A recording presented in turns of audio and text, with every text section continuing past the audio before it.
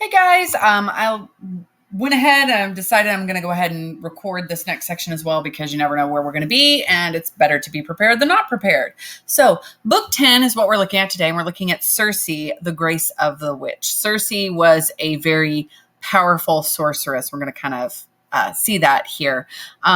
Also have kind of a fun possible origin story for something in this section as well. But Odysseus and his men have escaped the land of the Cyclopes. They've escaped from Polyphemus. And now we are moving forward. So without further ado, here is book 10. Make sure you have the study guide questions pulled up so that you can answer those. Okay. Odysseus and his men next land on the island of Aeolus, the Wind King, and stay with him a month. To extend his hospitality, Aeolus gives Odysseus two parting gifts: a fair west wind that will blow the fleet of ships toward Ithaca, and a great bag holding all the unfavorable stormy winds. Within sight of home, and while Odysseus is sleeping, the men open the bag, thinking it contains gold and silver.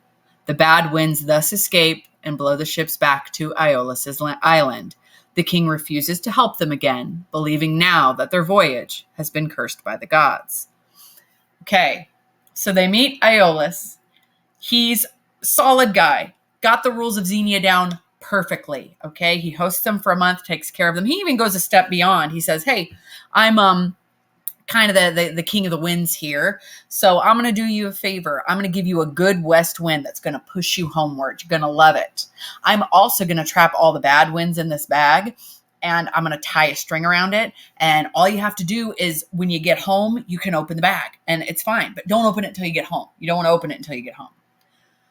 Odysseus's captain takes the responsibility of the bag on himself, but he's not able to stay awake the whole time. He eventually does not often fall asleep, and his crewmen, who are curious, Odysseus has not told them what's in the bag for whatever reason. I don't know. I really don't. Okay. He did not tell them what was in the bag. And they think, oh, well, he's hiding treasure from us. So they take the bag, they open it, and whoosh, they're blown. They are in sight of home. They can literally see Ithaca. And they blow themselves back to Aeolus's island. And he says, guys, I'm not going to help you now, because if you ended up back here, that must mean that one or more gods is really not happy with you. And I'm not going to interfere with that. Okay? Interfering with that would be just stupid. So I'm not doing it. All right? So now they're kind of stranded again on Aeolus's island.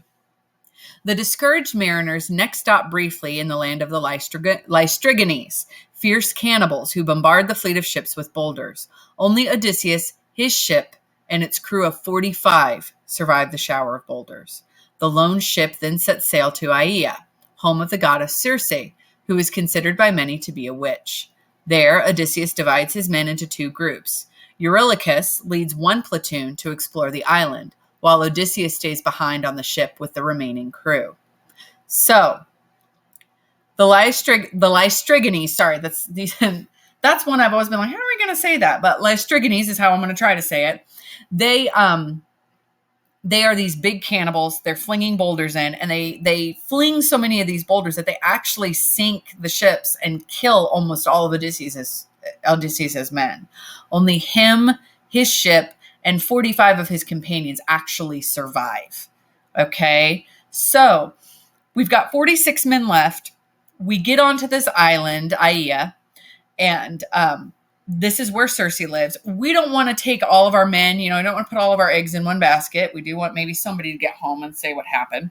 So Odysseus decides to divide up his men. He gives Eurylochus half, so 23 are part of Eurylochus's group, and then Odysseus has another group of 23, including him.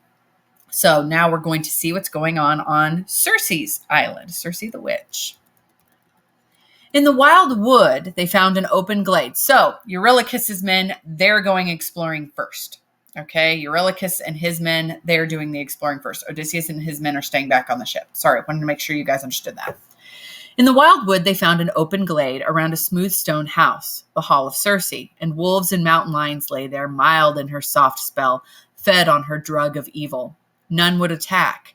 Oh, it was strange, I tell you. But switching their long tails, they faced our men like hounds who look upon their master, who look up when their master comes with tidbits for them, as he will from the table. Humbly, those wolves and lions with mighty paws fawned on our men, who met their yellow eyes and feared them. In the entranceway, they stayed to listen there. Inside her quiet house, they heard the goddess Circe. So they approached Circe's hall, her home, and there are all these lions and wolves there, and they're not doing what lions and wolves would normally do, which is like eat people. They're just kind of chilling out. They seem pretty mellow. There's something off about them, and we'll come back to what's off about them here in a little bit.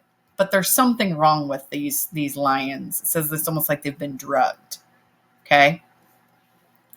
Low she sang in her beguiling voice, while on her loom she wove ambrosial fabric sheer and bright, by that craft known to the goddess of heaven. No one would speak until Polites, most faithful and likable of my officers, said, "Dear friends, no need for stealth. Here's a young weaver singing a pretty song to set the air a-tingle on these lawns and paven courts. Goddess she is, or lady. Shall we greet her?" So reassured, they all cried out together, and she came swiftly to the shining doors to call them in. All but Eurylochus, who feared a snare, meaning a trap. A snare is a trap. The innocents went after her. On thrones she seated them in lounging chairs, while she prepared a meal of cheese and barley and amber honey mixed with Pramnian wine, adding her own vile pinch to make them lose desire or thought of our dear fatherland. So Odysseus's men are being drugged again. Okay. Apparently this was a thing in ancient Greece. You might be drugged by a goddess or somebody. Scarce had they drunk when she flew after them with her long stick and shut them in a pigsty, bodies, voices, heads, and bristles, all swinish now, though minds were still unchanged. So, squealing, in they went, and Circe tossed them acorns, mast, and cornel berries, fodder for hogs, who rut and slumber on the earth. Okay, so Circe turned Eurylochus, the men Eurylochus was leading, with the exception of Eurylochus, because he said, "No, I smell a trap." She turned 22 of Odysseus's men into pigs. Okay, so now maybe we're thinking, maybe that's why the lions and the wolves were acting so weird. They're not lions and wolves. They're men who have been transformed. Okay. So that's what Circe does. It's kind of a weird sort of punishment or drugging, but she turns men into some sort of creature. Down to the ship, Eurylochus came running to cry, "Alarm! Foul magic doomed his men." But working with dry lips to speak a word, he could not, being so shaken. Blinding tears welled in his eyes, foreboding filled his heart, while we were frantic questioning him.